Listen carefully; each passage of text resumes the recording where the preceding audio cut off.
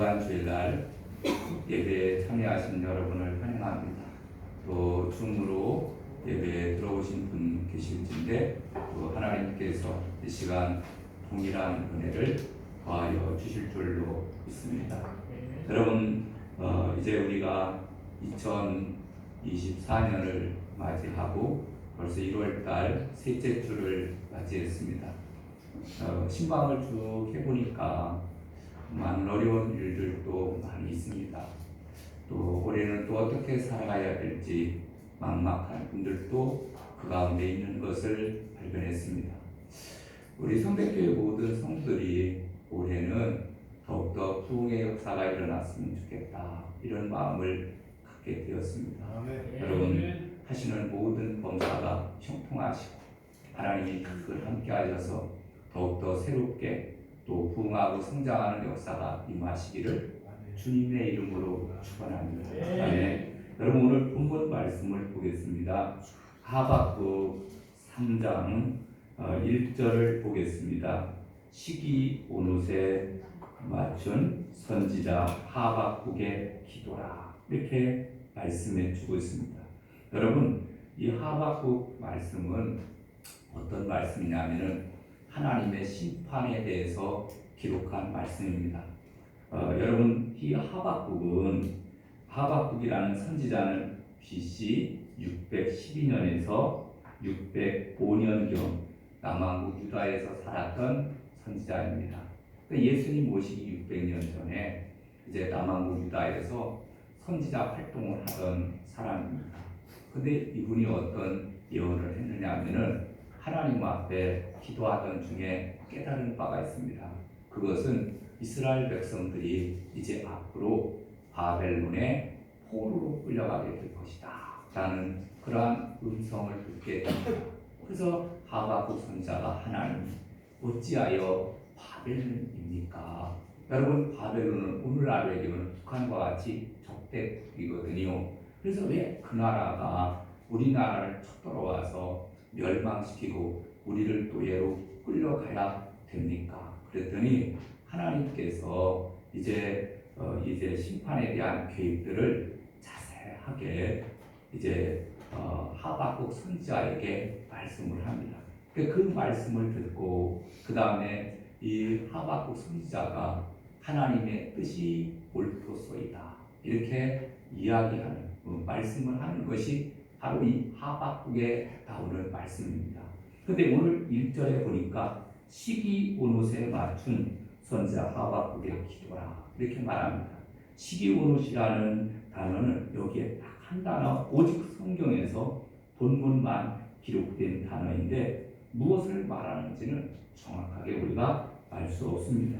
그런데 많은 학자들이 뭐라고 했냐면은 시기 온옷의 뜻이 방황하다, 비틀거리다, 이런 뜻을 가지고 있습니다. 그래서 이것은 슬픔의 노래 또는 만가라는 것은 상여분들이 상여를 메고 가면서 부르는 구슬픈 노래를 만가라고 하는데, 아마 이스라엘 백성들이 이제 바벨론의 포로로 끌려갈 것을 생각을 하면서 아주 슬프게 부르는 노래가 바로 이 시기 온옷에 맞춘 노래 아닌가, 이렇게 얘기할 수 있습니다.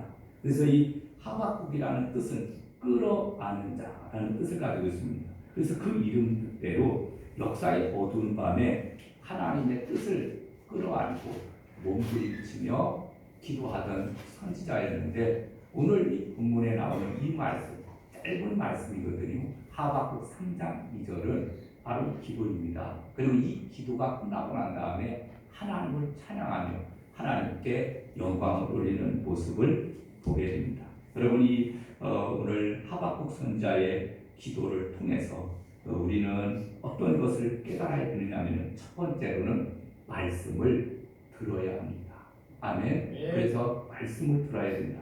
우리가 부흥의 역사를 기대한다라면 우리가 해야 될 일이 있는데, 그것은 하나님의 말씀을 들어야 됩니다. 여러분 오늘 2절을 봅니다. 여호와여 내가 주께 대한 소문을 듣고 놀랐나이다. 아멘. 여러분 여호와여, 이런 단어가 나옵니다. 여호와여 라는 단어는 함부로 쓰는 단어가 아닙니다. 왜 그러냐면 이 단어는 이제 하나님 앞에 항복한다는 그러한 의미를 가지고 있거든요. 그래서 하나님의 뜻이 그렇다라고 하면은 내가 하나님의 뜻에 온전히 순종하겠습니다. 이런 뜻입니다. 그리고 주께 대한 소문을 듣고 놀랐나이다 이렇게 말합니다. 그래서 소문, 여러분 소문을 들었다. 여러분 소문은 좋은 소문도 있고 나쁜 소문도 있겠지요. 그래서 흥한다는 소문도 있고 망한다는 소문도 있습니다. 여러분 신방 다녀보니까 어렵고 힘들다는 소리를 많이 듣는데 앞으로 이제 불황이 닥쳐오게 될 것이다. 이제 선거가 있는데 4월 10일 이제 국회의원을 뽑는 선거가 끝나고 나면은 그동안 선거 때는 공약을 막 베풀며 각 당에서 선심 공세를 합니다. 그래도 좀 살만한데 이제 선거가 끝나면은 더 이제 쪼여오지 않겠는가, 더 힘들어오지 않겠는가 이런 이야기를 하기도 합니다. 그래서 IMF보다 더 큰 고난이 다가오게 될 것이다. 뭐 이런 여러 가지 이런 이야기들을 우리가 듣습니다. 그런데 여러분 하박국 3장 2절에 나오는 소문은 어떤 소문이냐면은 하나님에 관한 소문입니다. 하나님에 관한 소문. 그래서 이 소문이라는 단어가 샤마흐 이렇게 단어를 사용하고 있습니다. 샤마흐라는 것은 듣고 순종하는 것을 나타내주고 있습니다. 듣고 순종해서 반드시 들어야 할 말씀이다. 다시 말해서 이 말은 샤마흐에서 쉐마가 나옵니다. 쉐마가 뭐죠? 신명기 6장 2절 3절에 나오는 이 말씀 들어라. 하나님의 말씀을 들어라. 오직 하나님의 말씀은 하나님은 이렇게 말씀을 하시는데 우리 인생이 반드시 들어야 될 말이 샤마흐라는 말입니다. 그래서 하나님의 말씀이 들려왔는데 그 말씀은 바로 어떤 것이냐면은 놀랄나이다. 놀랄만한 이야기다. 이것은 야레, 두려워하는 것, 경외하는 것이라는 뜻을 가지고 있습니다. 그래서 하나님께서 하시는 말씀을 듣고 우리가 놀랄나이다. 이 말이 바로 뭐예요? 오늘 본문에 나오는 말씀. 주께 대한 소문을 듣고 놀랄나이다. 이렇게 표현되어 있습니다. 한국어로 표현하다가 보니까 히브리어를 구약 성경은 히브리어, 신약 성경은 헬라어로 기록되었는데 히브리어 성경으로 기록된 말씀을 한국말로 기록을 하다가 보니까 주께 대한 소문을 듣고 놀랐나이다. 이렇게 표현되었습니다. 요거를 정확하게 설명을 하게 되면은 내가 반드시 들어야 할 말씀을 들었고 그래서 나는 주님을 경외합니다. 이런 말씀이에요. 그러니까 이거 하나님의 말씀을 듣고 하나님의 뜻이 그렇다고 하면은 하나님 뜻대로 하옵소서 이렇게 하시는 말씀이 바로 이 오늘 본문에 나오는 말씀입니다. 그래서 주님께 대한 소문은 하나님의 말씀. 여러분, 그래서 이 지금 하박국 선지자가 지금 어렵고 힘든 상황에서 무엇을 들었냐면은 바로 하나님에 대한 말씀을 들었다라는 것을 나타내주고 있습니다. 여러분, 우리가 지금 2024년도를 맞이했습니다. 여러 가지 소문도 있고 여러 가지 말들이 오고 가고 있습니다. 근데 우리가 이제 이렇게 이런 말들이 있는 가운데 부흥하고 성장하며 하나님의 기적을 일으키려고 하면은 그럼 무엇부터 해야 되냐면 먼저 하나님의 말씀을 듣고 놀라야 돼. 아멘. 그래서 하나님의 뜻을 우리가 깨달아야 우리는 이 2024년도를 우리가 잘 살아가고 하나님의 영광을 위해서 살 수 있는 줄로 믿습니다. 여러분 에스겔서 37장에 보니까 에스겔 선지자가 마른 뼈를 향해서 대언하는 말씀이 있습니다. 너희 마른 뼈들아 여호와의 말씀을 들을지어다. 내가 생기로 너희에게 들어가게 하리니 너희가 살리라. 여러분 에스겔 선지자도 이스라엘 백성들이 바벨론에 포로로 끌려가고 아무런 시대에 쓰임받았던 선지자거든요. 하나님 아무런 소망이 없습니다. 하나님 이스라엘 백성을 보게 되면은 저 골짜기에는 마른 뼈같이 아무런 소망이 없는 사람들과 똑같습니다. 변화되는 것도 없고 그리고 기적도 나타나지 않아서 사업은 어렵고 힘들고 하나님 너무너무 고통 가운데 있는 그러한 백성들처럼 전혀 변화가 일어나지 않는 거예요. 그러니까 꼭 마른 뼈와 같은 그러한 사람들에게 하나님 어떻게 했으면 좋겠습니까? 저 마른 뼈를 향해서 태어나라. 뼈를 향해서 말씀을 선포하라는 거예요. 그리고서 생기야 들어가서 이 마른 뼈에 대해서 말씀을 선포하는데 생기야 들어가라. 그러니까 그 이제 마른 뼈와 마른 뼈들이 붙게 됩니다. 그리고 거죽이 생기게 됩니다. 그리고 힘줄이 생기게 되어지고 살아서 일어나는데 하나님의 큰 군대를 이루었다. 이게 바로 에스겔서 말씀이거든요. 여러분 우리의 인생도 보게 되면은 바로 이 하박국 선지자와 또는 에스겔 선지자와 같이 어렵고 힘든 상황, 정말 앞뒤를 바라볼 수 없는 그러한 상황에 있다 하더라도 우리는 하나님의 말씀을 대하는 거예요. 하나님의 말씀을 붙드는 거예요. 그래서 오늘 주시는 말씀처럼 하나님의 말씀을 듣고 소문으로 듣고 놀란다이다 라는 말씀처럼 여러분이 하나님의 말씀을 가까이 하면 반드시 올해에도 하나님의 기적과 역사를 보게 될 줄로 믿습니다. 여러분 히브리서 4장 12절에 보니까 하나님의 말씀은 살았고 운동력이 있어 좌우의 날선 어떤 검보다도 예리하여 혼과 영과 및 관절과 골수를 찔러 쪼개기까지 하며 라고 말씀해 주고 있습니다. 그 하나님의 말씀이 들어가면 죄를 깨닫게 되고 구원을 받게 되고 용서를 받게 되고 평강을 얻게 되고 병이 낫게 되고 축복을 받게 되고 거듭나게 되고 아멘. 여러분 하나님의 말씀이 들어가면은요 반드시 기적이 일어나고 역사가 나타나게 되는 줄로 믿습니다. 여러분 우리가 하나님의 말씀 여러분 어렵죠? 힘들죠?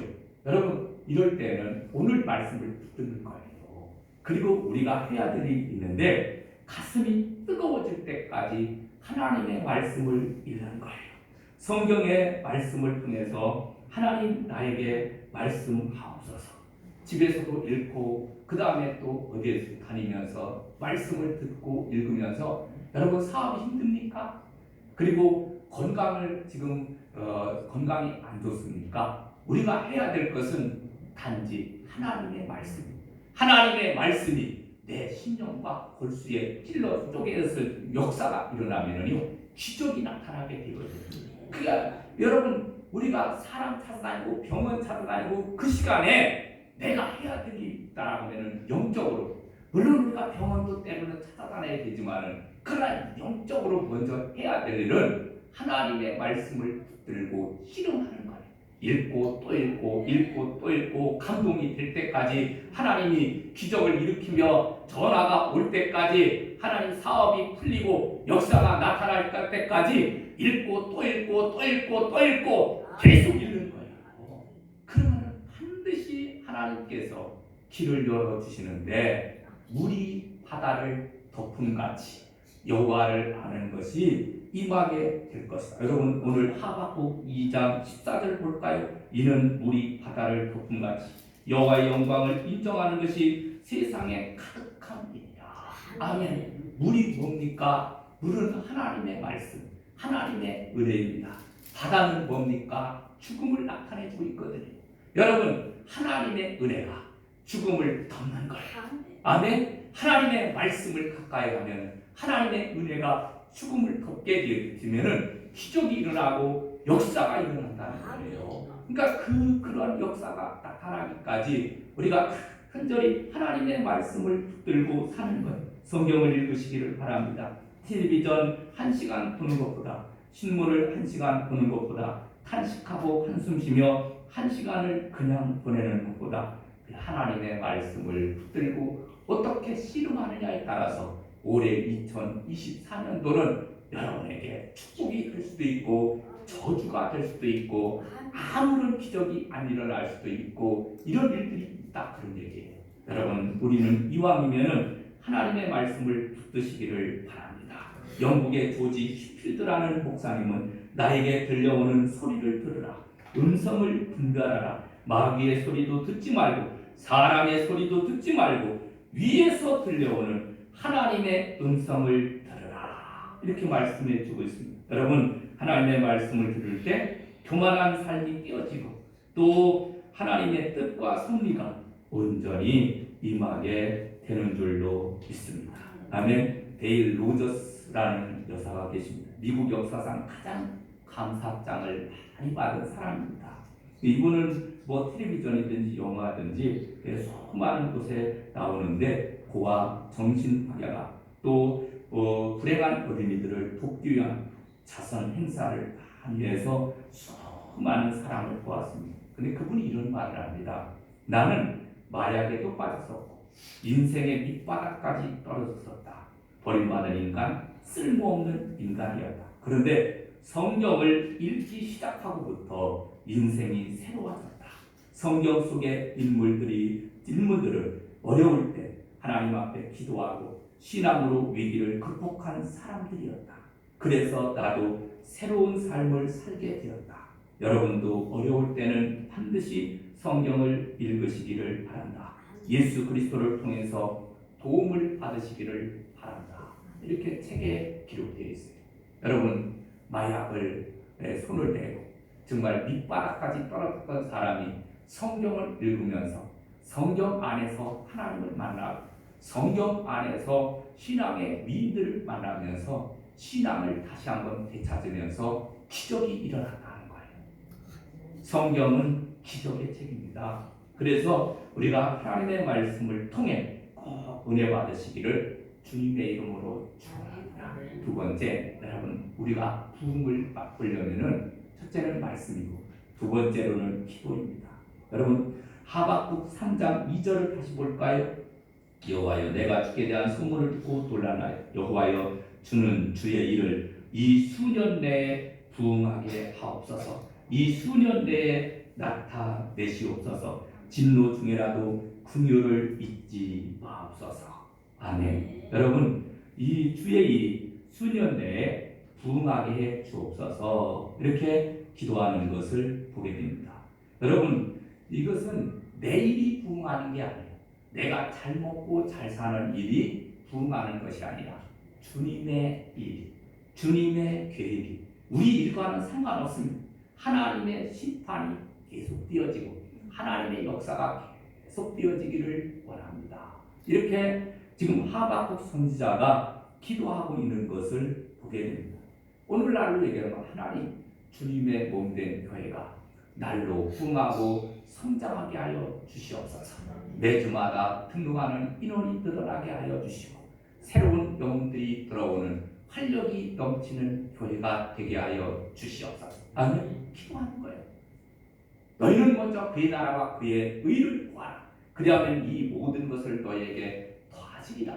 라는 말씀 의지하면서 하나님의 뜻이 이루어지기를 위해서 간절히 기도할 때 하나님이 도와주시고 함께해 주시는 줄로 믿습니다. 아멘. 여러분, 역대하 7장 14절에 보니까 내 이름으로 일컫는 내 백성이 그 악한 길에서 떠나 스스로 겸비하고 기도하여 내 얼굴을 구하면 내가 하늘에서 듣고 그 죄를 사하고 그 땅을 고칠지라. 아멘. 하나님이 분명히 말씀하시는 것. 우리가 하나님의 뜻대로 악한 길에서 겸비하고 돌이켜서 구하면은 하나님이 들으시겠다. 그리고 고쳐주시겠다. 라는 것을 말씀합니다. 하나님의 말씀에 입각해서 하나님의 말씀에 비추어서 행동하게 될 때 하나님은 번창케 하시고 부귀와 영화와 영광을 우리에게 허락해 주시는 줄로 믿습니다. 그래서 우리가 하나님의 일이 부흥되어지기를 위해서 우리가 간절히 기도해야 됩니다. 여러분, 기도할 때 여러분, 우리가 마음으로 생각만 가지고 있으면은 아무런 역사는 일어나지 않습니다. 근데 내가 생각하는 것을 입을 열어서 살아계신 하나님 앞에 기도할 때 그때부터 역사는 시작되는 거거든요. 아멘. 그래서 청교도의 작가였던 존 버니라는 사람은 기도는 하나님으로부터 무엇을 얻어내기 위한 수단이 아니라 하나님의 사랑과 그리스도의 십자가의 죽음을 통해 오는 은혜를 경험하는 것이다. 그래서 기도는 영적인 부흥이 일어나게 하는 것이다. 이렇게 말합니다. 여러분, 기도하게 되면 하나님의 뜻을 깨닫게 됩니다. 그리고 하나님의 영광을 위한 기도를 드리게 되면 나머지 모든 것들은 하나님이 알아서 해결하여 주시는 줄로 믿습니다. 아멘. 특별히 우리는 개인의 부흥을 위해서 무릎을 꿇어야 됩니다. 여러분, 모든 사람들은 가만히 보면 삶의 현장에서 서로 상처를 주고 살아갑니다.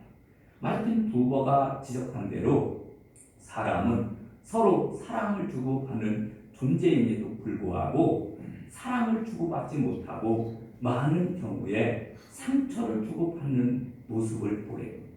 이게 인생은 뭐냐? 이 상처투성이인 것 같아요. 상처투성. 가정에서도 남편과 아내가 그리고 자녀들과 좋은 말을 해도 좋은데 그런데 하는 말들만 보면은 다 서로 상처를 주는 모습들을 보게 됩니다. 이유가 바로 뭡니까? 죄로 인해서 상처받은 마음이 그것이 온전히 치유받지 못하다가 보니까 자꾸 남에게 상처를 주며 살아가고 있는 모습을 보게 됩니다. 그래서 우리가 하나님 앞에 기도해야 될 것은 시편 51편 10절에 하나님이여 내 속에 정한 마음을 창조하시고 내 심령을 새롭게 하옵소서. 아멘. 하나님 앞에 하나님 내 안에 악한 마음들이 있습니다. 그래서 자꾸 말하는 것이 바로 상대방에게 상처를 주고 실망을 안겨주고 철망을 안겨주는 말밖에 나오는 것이 없는데 하나님 먼저 나를 치료하여 주시고 회복하여 주시고 나 먼저 부흥이 되게 하여 주시옵소서. 아멘. 내가 먼저 부흥이 되어야 되거든요. 그 다음에는 가정의 부흥을 위해서 무릎을 꿇어야 됩니다. 여러분, 가정을 위해 기도할 일이 얼마나 많습니까? 가족들의 건강을 위해서, 물질을 위해서, 자녀들을 위해서, 손자들을 위해서, 손녀들을 위해서 얼마나 기도할 일이 많습니까? 여러분, 요즘에는 또 사고가 얼마나 많은지 모릅니다. 엊그저께 보니까 새벽 예배 갔다가 길 걸으다가 교통사고 났잖아요.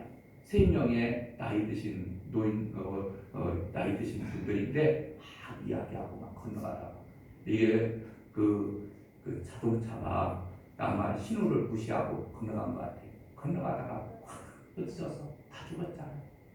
여러분, 이게 인생이에요. 우리는 수도 없이 사고를 목격을 합니다. 차를 몰고 가다면은 1초, 1초 똑딱 하면 벌써 몇십 미터 나가거든요. 몇십 미터를 나가는 거예요. 그 몇십 미터 앞에 무엇이 있을지 아니면은 차가 있을지 아무도 모르는 거예요. 그런데 하나님께서 365일 동안 지켜주시고 보호해주시거든요. 그러니까 우리는 하나님 앞에 하나님 우리 가족을 지켜주시고 보호하여 주시옵소서. 기도해요. 하나님 우리 사랑하는 자녀들이 예수님 잘 믿고 하나님 잘 섬기며 살게 하여 주시옵소서. 기도해요. 하나님 자녀들의 가정이 깨어지지 않게 하여 주시고 저들의 상처 입은 가정들 다 치유받게 하여 주시옵소서. 기도해요. 여러분, 또한 우리는 교회의 부흥을 위해서 기도해야 됩니다. 그래서 교회가 진정한 부흥은 내적인 부흥과 외적인 부흥이 일어나야 되는데 외적인 부흥만 하나님 교인이 많아지게 하여 주옵소서. 그것도 필요하지만 내적인 부흥, 내적으로 더욱더 성숙해져서 예배하고 기도하고 그리고 말씀을 사모하는 그러한 성도들이 더 많이 일어날 수 있기를 위해서 우리는 기도해야 될 줄로 믿습니다. 아멘. 부흥은 그냥 되는 게 아닙니다. 부흥은 힘써야 돼요. 헌신하고 기도하는 자들에 의해서 부흥의 역사는 일어나게 되는 줄로 믿습니다. 여러분, 가족과 가정과 교회의 부흥과 성장을 위해서 눈물을 흘리며 간절히 기도하는 하나님이 그 기도를 들으시고 은혜를 베풀어 주시고 마지막 세 번째, 죄를 회개하고 하나님의 긍휼과 은혜를 구해야 되는데 오늘 2절에 뭐라고 기도합니까? 진노 중에라도 긍휼을 잊지 마옵소서. 아멘. 진노 중에라도 하나님 우리를 불쌍히 여겨 주시옵소서. 하나님은 다 아십니다. 하나님은 우리 인간이 흙으로 지어진 존재이거든요. 그런데 불완전하고 연약하고 불성실하며 보잘것없는 것이 바로 우리 인생입니다. 그래서 매일매일 죄를 밥 먹고 살듯이 사는 것이 우리 인생입니다. 여러분, 우리 하나님의 은혜와 긍휼이 없으면 우리는 한시도 살아갈 수 없거든요. 그래서 하나님 앞에 이사야서 49장 14절에 나오는 말씀처럼 오직 시온이 이르기를 여호와께서 나를 버리시며 주께서 나를 잊으셨다 하였거니와 여인이 어찌 그 젖 먹는 자식을 잊겠으며 자기 태에서 난 아들을 긍휼히 여기지 않겠느냐. 그들은 혹시 잊을지라도 나는 너를 잊지 아니할 것이라. 어미가 사랑하는 자녀의 손을 붙잡고 홀란한 거리를 걸어가다가 손을 너무 밀리고 땡기고 해서 잃어버릴 수도 있다, 그런 얘기예요. 혹시 인간은 손을 놓아버리는 일도 있을 수 있겠지만, 그러나 하나님은 절대로 잊어버리지 않으시는 하나님이신 줄로 믿습니다. 늘 우리는 하나님의 긍휼하심, 하나님의 좋으신 하나님을 꼭 믿고 의지하며 여러분 사시기를 주님의 이름으로 축원합니다. 이제 말씀을 맺으려고 합니다. 올해는 여러분의 모든 삶이, 저와 여러분의 모든 삶이 부흥의 역사가 일어나시기를 주님의 이름으로 축원합니다. 아멘. 우리가 꼭 해야 될 것은 첫째, 하나님의 말씀을 붙드시기를 바랍니다. 말씀을 읽고 듣고 묵상하고 은혜가 임할 때까지 성경을 붙드는 거예요. 성경을 읽는 거예요. 성경의 말씀을 듣는 거예요. 은혜가 올 때까지, 기적이 나타날 때까지. 아멘. 그러면 반드시 하나님은 말씀하십니다. 반드시 하나님이 역사하십니다. 그리고 부흥되기를 위해서 기도합니다.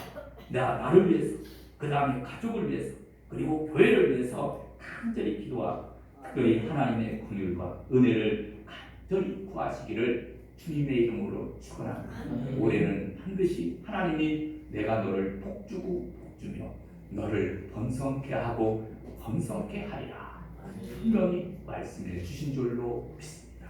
우리 찬양 드리겠습니다. 찬송 197장 드립니다.